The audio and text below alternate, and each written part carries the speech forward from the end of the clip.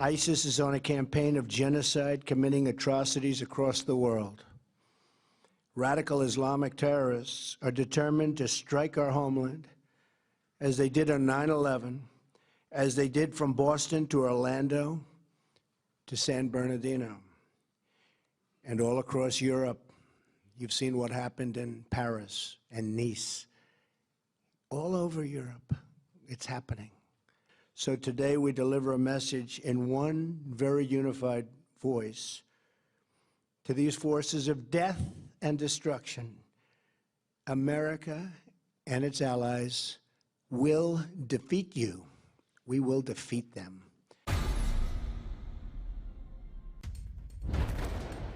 ये अल्फाज अमेरिका के उस राष्ट्रपति के हैं जिससे कई मुल्क और कई लोग अपनी अपनी वजहों से नफरत करते हैं।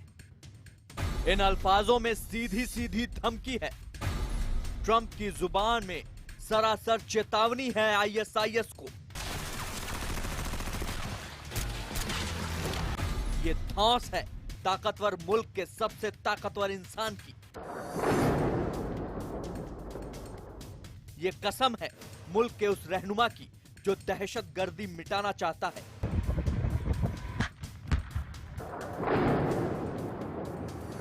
और ट्रंप की ये बात उन लोगों पर सीधा हमला है जिन्हें आईएसआईएस से हमदर्दी है।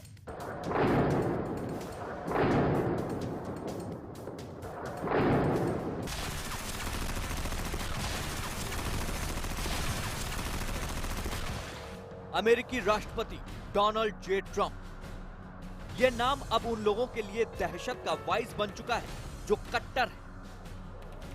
इस नाम ने 7 समंदर पार अरब के मुल्कों में अलग असर छोड़ा है। इस नाम को लेकर रेगिस्तानी जमीन में शिद्दत से गर्मी महसूस की जा रही है। ये नाम उन तमाम लोगों के लिए राहत का दूसरा नाम बनता जा रहा है जिन्हें जंग से नफरत है।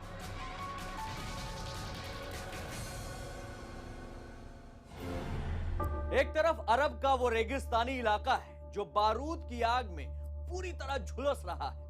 वहां जंग की आग लगी हुई है। बेशक इस आग की तपन पूरी दुनिया को झुलसा रही है, लेकिन सबसे ज्यादा अगर किसी को इस आग ने राख किया है तो वो है इस इलाके में पनपता बचपन, जिसे अब इस्लामिक स्टेट के लड़ाकों ने अपनी लड़ाई को आगे ले जाने के लिए नया हथियार बनाना शुरू कर दिया है। और जो नई साजिश सामने आई है वो तो और भी ज्यादा खतरनाक है।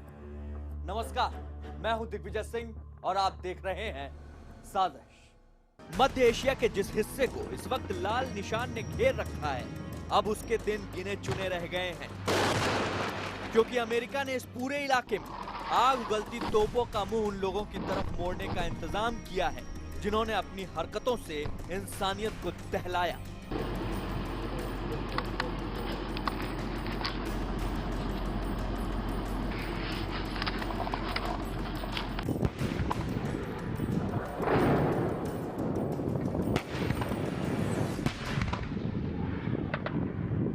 जी हां, राष्ट्रपति डोनाल्ड ट्रंप के नेतृत्व में अमेरिका ने इस्लामिक स्टेट के खिलाफ मोर्चा खोलने की पूरी तैयारी कर ली है।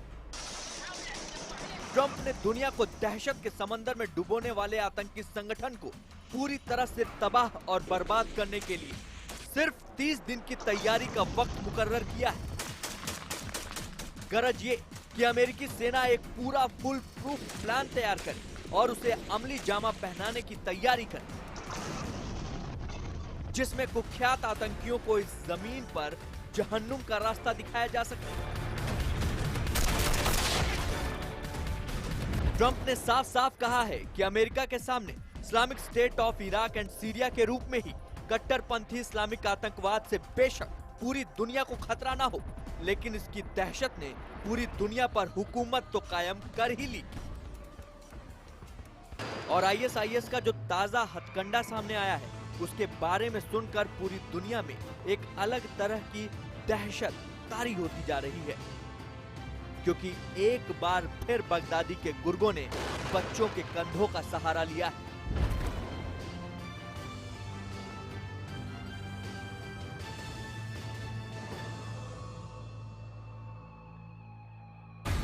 खुल गई आईएसआईएस की नई साजिश।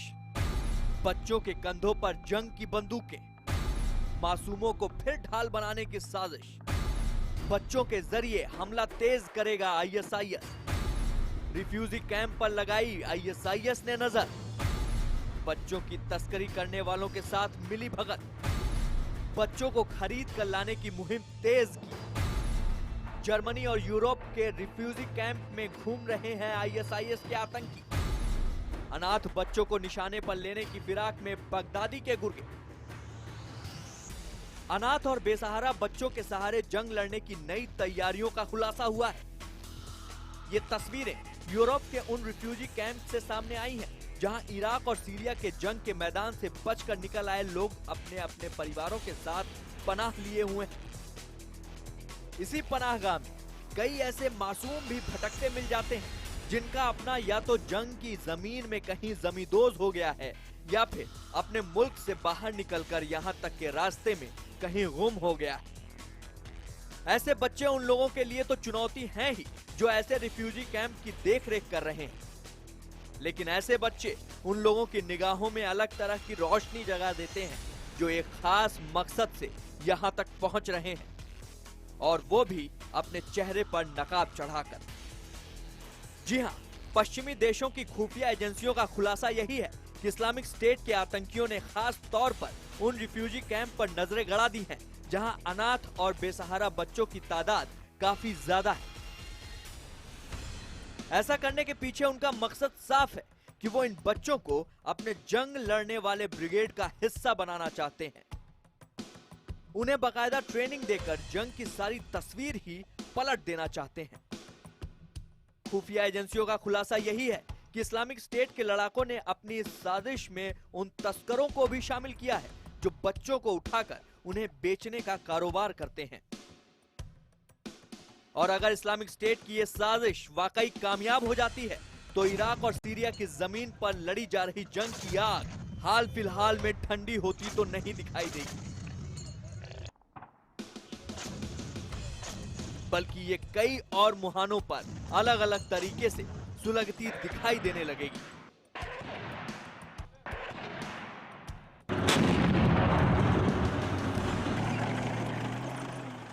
आईएसआईएस के जुल्म सितम ने यूं तो पूरी दुनिया में अपने दुश्मन पैदा किए, लेकिन कुछ ऐसे दुश्मन भी हैं जिन्होंने अपना सब कुछ छोड़कर बस इस जंग को जीने मरने की वजह मान ली। कहते हैं जुल्म सहने से भी कहीं ज्यादा जुल्म के किस्से अपना असर दिखाते हैं।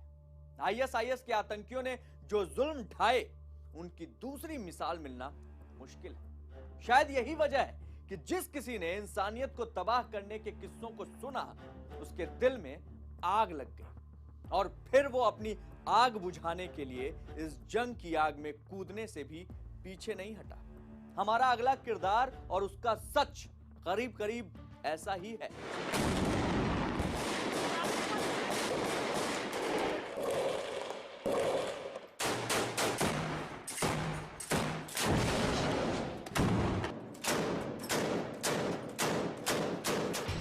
सीरिया में चलती गोलियों के बीच बिजली सी चमकती थी।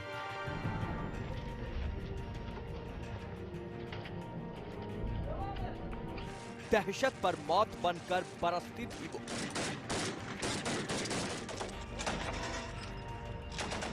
एक बिंदास बाला की बंदूक ने बदल दी जंग की तस्वीर। मौत से मुकाबला करना आसान न था। अपनों की खातिर छोड़ दी आराम तलब जिंदगी। कांटों भरी राह पर कदम लहूलुहान करने निकली वो, क्योंकि वो है डेनमार्क की लेडी डेथ।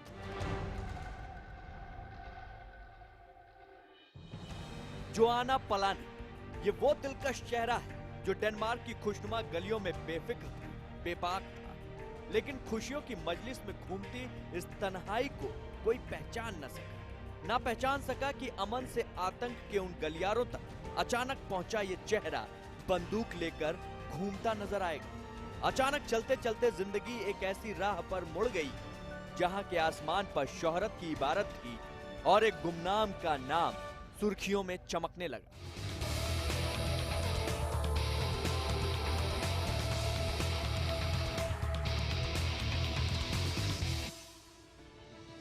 ये ऐसी खबर थी जिसे हर कोई एक बार जरूर देखना चाहे। वो एक अदना सी लड़की दुनिया की नजरों में पहले उतारी और फिर जमाने की आंखों का तारा बन गई। डेनमार्क की बाला लेडी डेथ बन गई। लेकिन ये सब हुआ कैसे?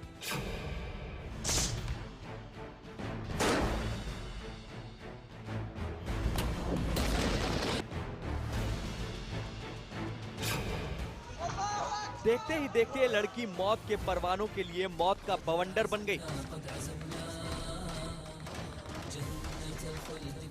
जी हाँ, इस मासूम से दिखने वाली लड़की ने करीब 100 से ज्यादा आईएसआईएस लड़ाकों को मौत के घाट उतारा है। इस महीन मुलायम उंगलियों ने जब जब सख्त ट्रिगर दबाया, आतंकी मौत की नींद सो गए।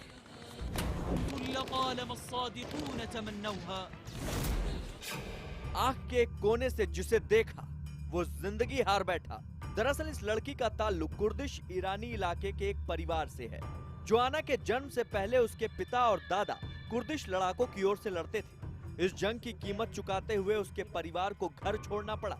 उस वक्त जोआना अपनी मां की कोख में सांस ले रही थी। 1993 में उसका जन्म रामादी में यूएन के एक रिफ्यूजी कैंप में हुआ था। बाद में इस परिवार को डेनमार्क में शरण मिल गई। तब से जोआना डेनमार्क की जिंदगी जीती रही। हालांकि उसका एक पैर डेनमार्क में रहता तो दूसरा सीरिया में। वो अपने रिश्तेदारों से मिलने वहां जाती रहती थी। वहां के हालात और हालत से बखूबी वाकिफ थी।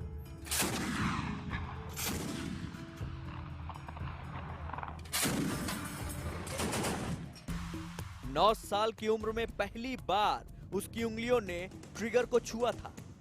निशाना अचूक था। वो पैदाइशी निशानची थी। तेज तर्रार जोआना ने बाद में आईएसआईएस के खिलाफ लड़ने वाली वाईपीजी की महिला ब्रिगेड की लड़कियों को बाकायदा ट्रेनिंग भी दी। लेकिन वो चाहकर भी उनके साथ लड़ नहीं सकती थी, क्योंकि उसे डेनमार्क का कानून ऐसा करने से रोकता था। लेकिन सीरिया से आती बर्बादी की हवाएं उसके दिल में सुलगती बदले की चिंगारी को हवा देती रहीं। सीरिया में दुश्वारियां हजार थी, मुश्किलें सरे बाजार थी। लेकिन अब जन्नत जहन्नम में बदलने वाले बेरहम कदम उसकी जड़ों को रौंदने लगे तो वो तिलमिला उठी।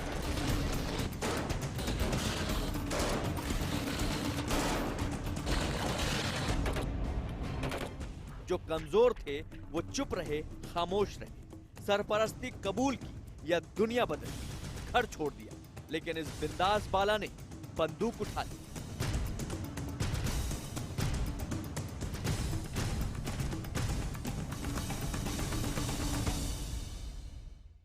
जून 2016 में वो फिर आईएसआईएस से मुकाबला करने निकल पड़ी।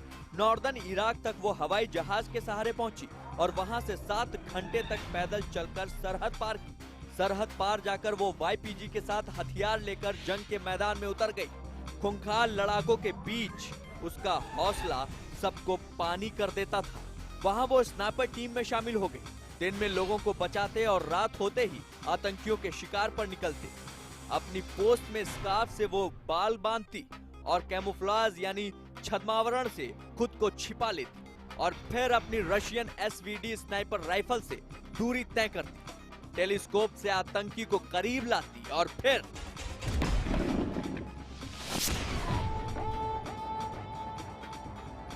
अचूक निशाने के चलते उसने करीब 100 आतंकियों को ढेर कर दिया।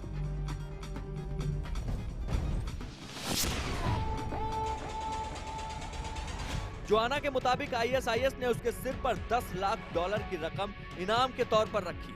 उसके मुताबिक आईएसआईएस उसे कैद करके उसका धर्म परिवर्तन कराना चाहता है और उसे सेक्स स्लेव के तौर पर रखना चाहता है। अपने ही देश में आईएसआईएस समर्थकों के हाथों मारे जाने के खतरे से जूझ रही है जोआना। उसके मुताबिक डेनमार्क सीक्रेट सर्विस पीईटी ने उसे सुरक्षा देने की पेशकश की थी, लेकिन उसने ठुकरा दिया। जोआना को डर है कि वो उसे जेल भेज देंगे, लिहाजा वो यहाँ वहाँ भटकती फिर रही है। हर पनाह की जिंदगी 3 दिन की होती है, उसके बाद वो खतरे की जद में आ जाता है। अब आतंक के खिलाफ हथियार उठाने वाली बाला नई दहशत से हर रोज हर पल लड़ रही है। आसमान को भी शायद कभी सीरिया की जमीन पर तरस नहीं आया, इसीलिए उसने वहां रहमत नहीं बरसाई। इस इलाके में आसमान से जब भी कुछ गिरा तो उसने यहाँ की आबादी को सिर्फ बर्बाद किया। ऐसी बर्बादी जिसे देखकर मासूम दिल भी तड़प उठा। ऐसे ही एक तड़पते दिल की गुहार लेकर हम आपके पास आए हैं, जिसने जंग के मैदान से आंसुओं भरी इबारत पूरी दुनिया में भेजी है। वो सवाल करती रही, Hello my friends, how are you? Stand with Aleppo. मतलब परस्त गूंगों अंधों बहरों की दुनिया में गुहार लगाती रही। The bombing doesn't stop all the time. There is smoke everywhere. तारीखें पन्ने बदलती रहीं और वो करती रही मौत का इंतजार। No word here that मासूम बेखबर थी कि लालच के धागों से बुने महफूज आंचल बेगैरत है, बेख्याल थी।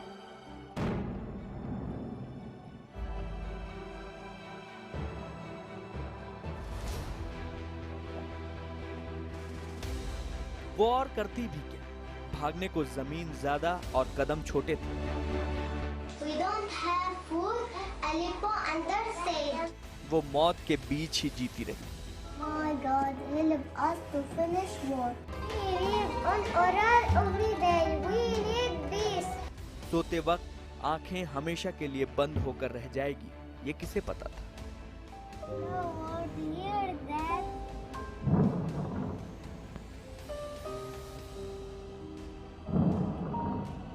आंख उजाले से दो चार क्या हुई, महफूज रात की गवाही दे गई। morning from Aleppo, we are still alive. बेना की उम्र है ही कितनी, महज 7 साल। 5 साल की उम्र में जब समझ शुरू हुई तो संग संग जंग भी शुरू हो गई, और जंग के साथ साथ मौत के कदम भी उसके शहर, उसके मोहल्ले, उसके घर, यहाँ तक कि उसके जहन को भी रौंदने लगे।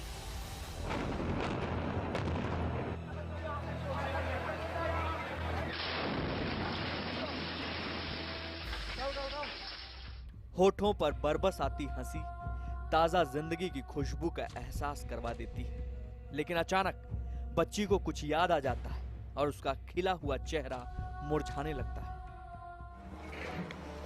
I am sad. It's so bad.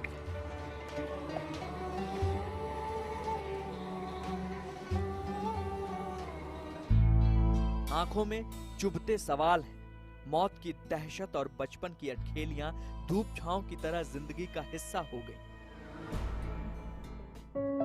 Syria में अलेप्पो का ये वो इलाका है जहां एक बार फिर दहशत छिप गई है और जिंदगी का बचपन सब कुछ भूलकर मासूमियत की गर्द में खो गया। तबाह हो चुके इस शहर की गलियों में बचे खुचे बाशिंदे, और बची है बेना।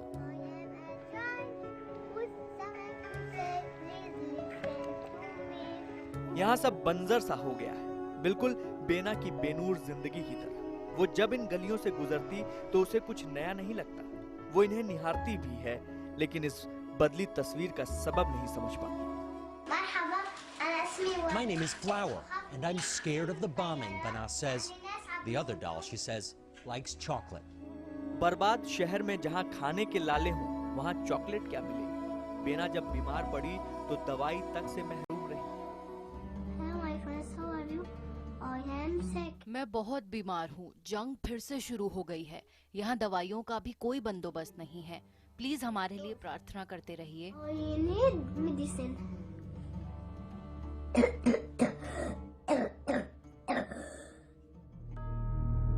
बीमारी में ही नींद आने से पहले उसके ये आखिरी अल्फाज खांसी में दफन हो गए। उसके माता पिता बखूबी जानते थे कि जब जब आसमान में उड़ती ये आवाज यहाँ से गुजरती है, कुछ आवाजें खामोश हो जाती हैं। हालांकि दुनिया के दूसरे बच्चों से इतर उसे इन हमलों ने काफी बड़ा कर दिया है।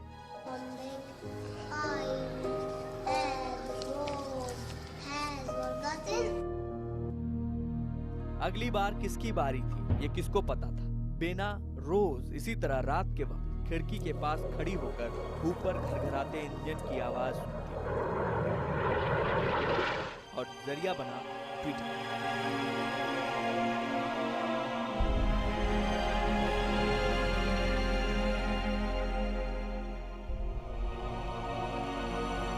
अब उसकी आंखों से दुनिया ने इस इलाके के बच्चों का दर्द देखा। दहशत में लिपटी मौत बांटती तस्वीरें देखी।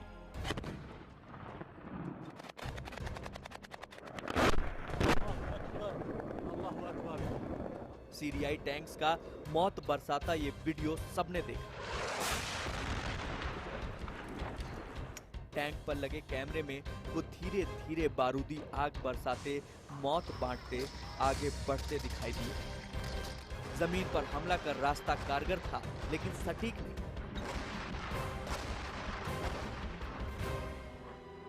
दुनिया की कोई भी इंटेल 100% खरी नहीं होती। कई बार भटकी जानकारी उन दरवाजों तक ले जाती जिनका जंग से कोई लेना देना नहीं होता। यही हो रहा था अलेप्पो में।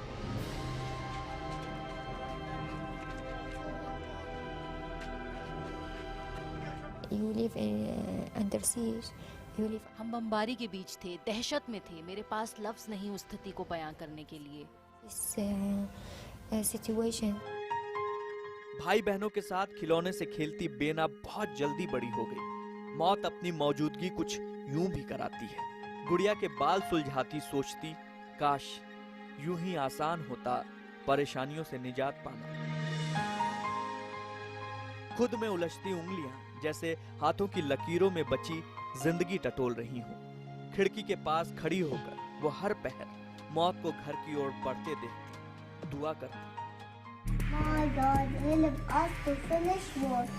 लेकिन कुदरत के पास भी शायद इस पागलपन का जवाब नहीं है। उसकी माँ उसे घरेलू कामों में लगाकर उसका ध्यान बटाती, तो कभी वो खुद किताबों में डूबकर धमाकों के शोर को गूंगा करने की कोशिश करती। वो रोज ट्वीट करती रही, दुनिया को बताती रही, मदद की गुहार लगाती रही। धीरे धीरे उसकी बात लाखों तक जा पहुंची। दुनिया के कोने कोने में इबादत के लिए उठते उन लाखों हाथों के रंग अलग थे, आवाजें और अल्फाज अलग थे, लेकिन सब में नाम एक था, बेना।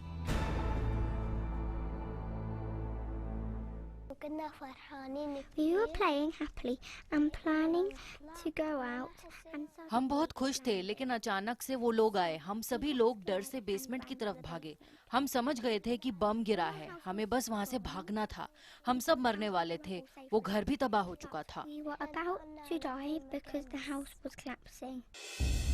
अलेप्पो में हजारों बच्चे ऐसे हमले में मारे गए।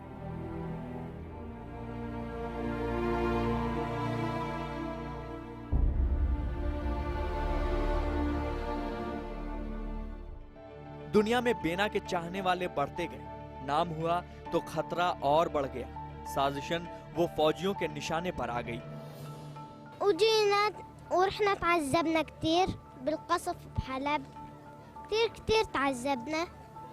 ايه طيب بعد ما انقصف بيتكم وين رحتوا؟ كنا انتقلنا على السكري رجع انقصف البيت ابوي صوب. अलेप्पो से पलायन तेज हो गया। बेना की मां ने अपनी बेटी को बचाने के लिए उसे लड़के के लिबास से ढक दिया। किसी तरह वो मुसीबत की हद से दूर निकल आए। I am a giant with something to say. Please listen to me. I am a giant who wants to play. Why don't you let me?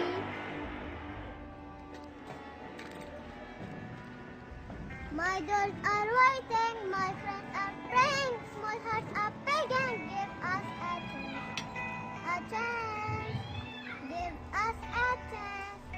एक तरफ बारूद, बर्बादी और जंग से झुलसता रेगिस्तान है, तो दूसरी तरफ आग के ताप को खत्म करने का मादा रखने वाला वो पानी है, जिसकी पनाह में जीवन सांस लेता है। तस्वीरें बेशक गवाही ना दे पा रही हूं कि जिंदगी के पाले में कितने लोग आकर खड़े हैं, लेकिन इराक और सीरिया का सच यही है कि इस वक्त यहाँ के लोगों को उसी धारा की जरूरत है जिसके कतरे कतरे में इंसानियत जिंदा है। तबाही के खंडरों में छिपी जिंदगी की आह, बर्बाद हुई बस्तियों में दिखी जीवन की आस, बारूदी राख के ऊपर चाहत की चहचहाहट। इन तस्वीरों में छिपी हुई हकीकत का खुलासा हो उससे पहले इलाके पर नजर दौड़ाना मुनासिब होगा, क्योंकि इस रेगिस्तान की जंग से जूझ रहे और बारूद से झुलस रहे इलाके में बड़ी कद्र है। वो रेगिस्तान जो अभी तक बारूदी गोलियों से छलनी होता रहा,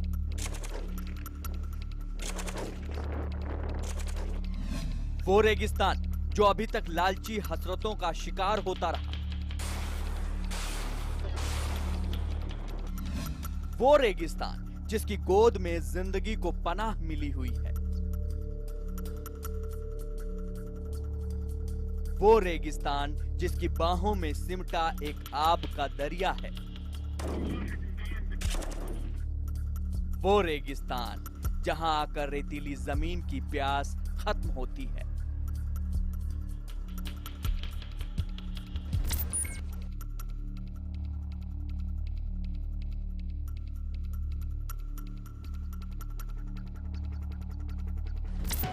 इस बंजर बियाबान से दिखने वाले पहाड़ों की गोद में बसी इंसानी बस्ती पर फिलहाल बर्बादी का कब्जा है।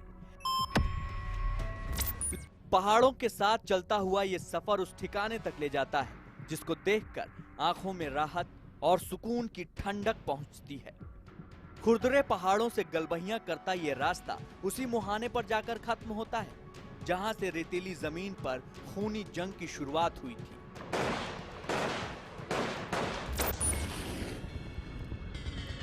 अब तक सीरिया की खूबसूरती को बारूदी आग इस कदर झुलसा चुकी है कि उसे देखकर तरक्की के रास्ते पर बढ़ती इंसानियत की रूह तक कांप उठे। जिधर भी नजर दौड़ाइए बर्बादी और वीरानी का साया ही नजर आता है। कुछ अरसा पहले यहाँ न तो गरजती तोपें थम रही थी और न ही बरसते बारूद में कोई कमी आ रही थी। बस यूं समझ लीजिए कि इस इलाके का जर्रा जर्रा दहशत के गुबार में डूबा हुआ था। लेकिन उसी वीराने में एक बार फिर जिंदगी ने अपना नया सफर शुरू किया है और जिस खंडहर के पास आकर ये सफर तमाम होता है वहीं से लोगों की सांस को जिंदगी की रफ्तार मिलने का सिलसिला शुरू होता है। खंडहरों की छांव से गुजरता हुआ और झुलसे हुए मकानों की ओट में इस सफर की मंजिल वो आलीशान बिल्डिंग बनी जिसके साए में जीवन है।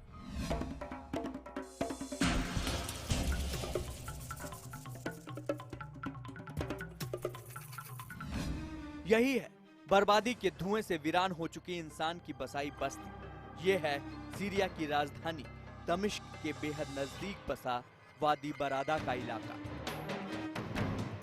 पहाड़ों की गोद में बसे इस इलाके में फिलहाल बारूद से जख्मी इंसानी बस्तियों के झुलसे हुए जख्म ही नजर आते हैं। लेकिन कुछ अरसा पहले यहाँ का आलम और आबो हवा दोनों ही अलग थी। हवा में बारूद की गंध घुली हुई थी तो यहाँ से बहकर रेतीली जमीन की प्यास बुझाने वाले इस पानी में इंसानी लहू घुला हुआ महसूस हो रहा था। लेकिन अब ये साफ पानी असल आब का वो दरिया बन गया है जिसे देखकर जिंदगी फिर से मचल कर सिर उठाने को तैयार हो जाती है। ये मीठे पानी का वो भंडार है जिसके दम पर सीरिया की सेना के खिलाफ बागी सैनिकों ने मोर्चा खोल दिया था और उन्हीं बागी सैनिकों की आड़ में तबाही और बर्बादी ने इस इलाके में पनाह ले ली थी। लेकिन अब ये पानी अपनी फितरत की तरह पूरी तरह से आजाद है। हाँ, आसपास की जमीन पर सीरिया के सैनिकों ने अपनी कामयाबी की पताका मुल्क के झंडे की शक्ल में फहरा भी दी है। दमिश्क के उत्तर पश्चिम इलाके में बंजर पहाड़ों की गोद में बसे वादी बरादा में पिछले एक महीने से सीरियाई सेना और विद्रोही सैनिकों के बीच जंग चल रही थी। खुले पहाड़ों और मीलों दूर तक आसमान से ढके मैदानों की वजह से विद्रोही सैनिकों ने इस इलाके पर अपनी तोपों और बंदूकों का पहरा बैठा रखा था। आलम यह था कि दूर से कोई फौजी हरकत होती नजर आते ही विद्रोही सैनिकों की तोपें और बंदूकें आग उगलना शुरू कर देती थी। दरअसल ये वादी अपनी एक खूबी की वजह से विद्रोही फौज की जान बनी हुई थी और उसकी इसी खूबी ने सीरियाई फौजों की इसकी तरफ तेजी से रुख करने को मजबूर कर दिया। और वो वजह है इस इलाके का मीठा पानी। ये इलाका सीरिया और खास तौर पर दमिश्क के लोगों की प्यास बुझाता आया है, क्योंकि इस इलाके से बरादा और फीजे नाम की 2 नदियां गुजरती हैं और जो अपने साथ इंसान की जिंदगी यानी आबे जन्नत का सबाब लेकर चलती हैं।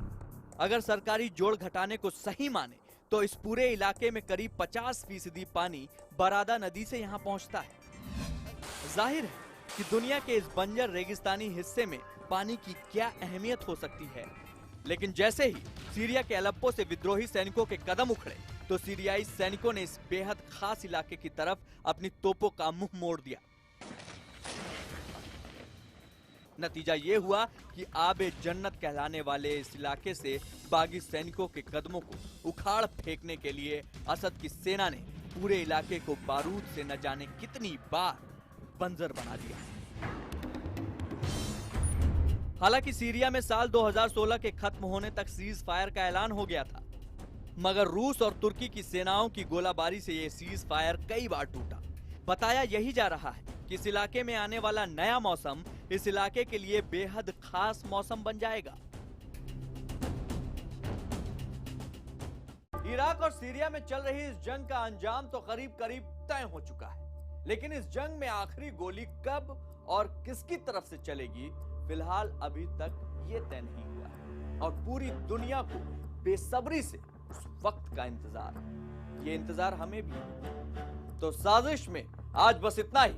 देश दुनिया की तमाम बड़ी खबरों के लिए देखते रहिए News 18 इंडिया।